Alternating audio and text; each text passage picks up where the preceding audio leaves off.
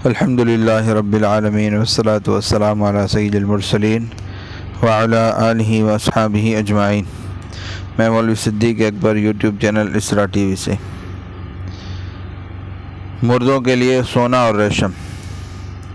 ملا صاحب کے بیان سے معلوم ہوتا ہے کہ علاوہ مذکورہ بالا چیزوں کے سونے اور ریشم کو مردوں کے لیے نہ صرف حلال بلکہ قریب وجوب کی حد تک پہنچا دیا گیا تھا۔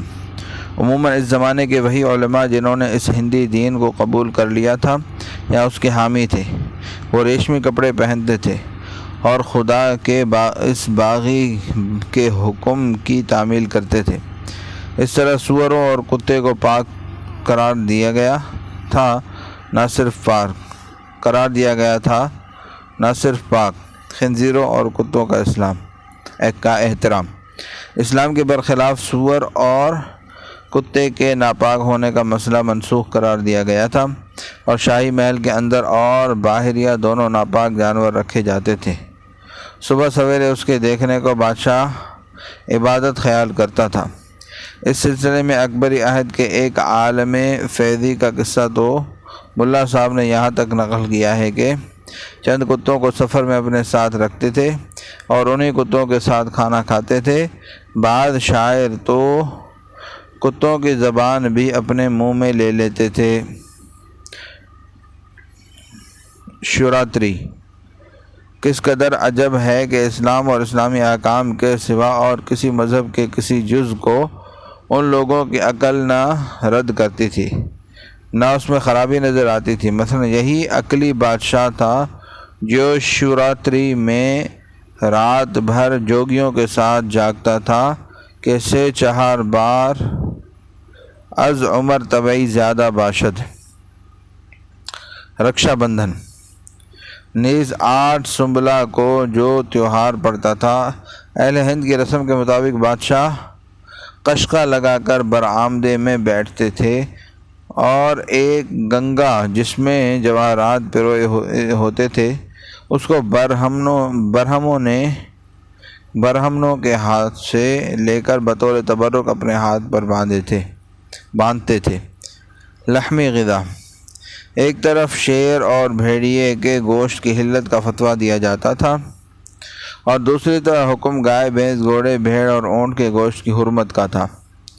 اسی کے ساتھ یہ بھی ایک قانون تھا کہ جو آدمی اس شخص کے ساتھ کھانا کھائے جس کا پیشہ ذبح کرنے کا ہے تو اس کے کھانے والے کا ہاتھ کاٹ دیا جائے، حتیٰ کہ اگر اس کی بیوی بھی اس کے ساتھ کھائے تو کھانے کی انگلیاں اس کی بھی تراش لی جائیں۔ کیا اس بائیکاٹ کا مقصد یہ نہ تھا کہ ہندوستان سے لحمی غذا ہمیشہ کے لیے ختم کر دی جائے؟ مسلمان ہونے سے ممانعت۔ دین جدید کا ایک قانون یہ بھی تھا، کوئی ہندو عورت اگر کسی مسلمان مرد پر فرفتہ ہو کر مسلمانوں کا مذہب اختیار کر لے تو اس عورت کو جبراً و قہراً اس کے گھر والوں کے سپرد کر دیا جائے۔ خیر یہ تو ملا صاحب کی شہادت ہے، لیکن کیا کوئی اس شہادت کو بھی جھٹلا سکتا ہے؟ ہندو بے تحاشا مسجدوں کو ڈھاتے ہیں اور ان کی جگہ اپنے مندر بناتے ہیں۔ اسی طرح ہندو اعلانیہ کفر کے رسوم انجام دیتے ہیں، لیکن مسلمان اکثر احکام اسلام بجا لانے سے مجبور ہیں۔ ہندوی علوم سے عقیدت۔ ملا صاحب اکبر کی زبانی نقل فرماتے ہیں، ایک دن اس نے مجمع کو مخاطب کر کے اپنی رائے ظاہر کی۔ ہندی زبان کی کتابیں جو ہندوستان کے مرتازی و عابد دانشمندوں کی تصنیفات ہیں، چونکہ یہ سب صحیح اور بالکل یقینی علوم پر حاوی ہیں اور اس گروہ یعنی ہندوؤں کے اعتقادات اور عبادات کا سارا دار و مدار انہی کتابوں پر ہے، لہذا ہم کیوں نہ ان کتابوں کے ترجمے ہندی سے فارسی زبان میں اپنے نام سے کرا لیں۔ یہ غیر مکرر اور تازہ ہوگا۔ ان سے دینی اور دنیاوی سعادت اور شوکت و حشمت بے زوال کے نتائج حاصل ہوں گے اور کثرت مال و اولاد کے لیے یہ ذریعہ ہوں گے۔ اس کے بعد دفتر قائم کر دیا گیا، علماء مقرر ہوئے جو ان کتابوں کا دائرہ وسیع کرنے کے لیے فارسی زبان میں ان کو منتقل کر رہے تھے۔ عربی سے نفرت۔ علم جس زبان میں بھی ہو اس کی قدر افزائی قابل اعتراض نہیں، اعتراض اس بے اعتدالی اور کج روی پر ہے کہ عربی پڑھنا، عربی جاننا عیب قرار دیا گیا اور فقہ و تفسیر و حدیث کے پڑھنے والے مردود و مطعون ٹھہرائے گئے۔ ان علوم کی جگہ نجوم، حکمت، طب، حساب، شعر، تاریخ، افسانہ رائج گویا مذہبی عمول اور دینیات کی سرپرستی اٹھا لی گئی، لیکن یہ بھی چند دنوں کی بات تھی۔ آخر فرمان وہی تھا جس کی توقع اس کے بعد ہونی چاہیے۔ ملا صاحب لکھتے ہیں، اسی سال فرمان صادر ہوا کہ ہر قوم علوم عربیہ کو چھوڑ کر علوم نادرہ غریبہ یعنی نجوم، طب، حساب اور فلسفہ کے سوائے اور کچھ نہ پڑھیں۔ پھر اس کے بعد کیا ہوا؟ ملا صاحب بیچارے اسلامی علوم کے اس مقتل کو دیکھتے ہیں اور روتے ہیں۔ مدرسے اور مسجدیں سب ویران ہوئے، اکثر اہل علم جلا وطن ہو گئے، ان کی اولاد ناقابل جو اس ملک میں رہ گئی پاجی گیری میں نام پیدا کر رہی ہے۔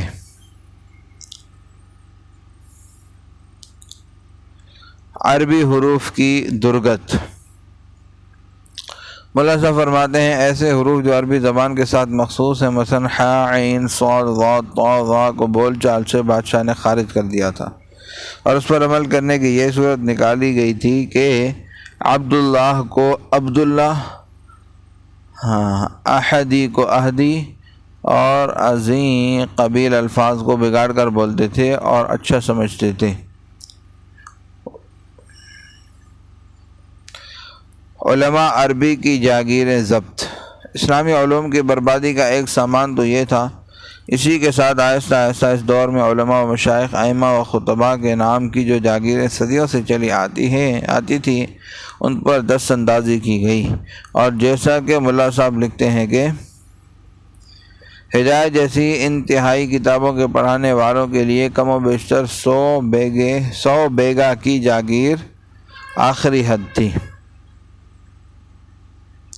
قاضیوں کا تقرر بند، اور یہ ابتدائی زمانے میں ملا عبد النبی کے ہاتھ سے عمل میں آیا۔ آخر میں تو جیسا کہ خود حضرت مجدد صاحب رحمہ اللہ کے بیان سے معلوم ہوتا ہے، اسلام کے من جملہ دوسرے شاعروں کے اسلامی آبادیوں میں قاضیوں کا تقرر ہے جو قرن سابق عہد اکبری میں مٹا دیا گیا تھا۔ اسلام کی بیچارگی۔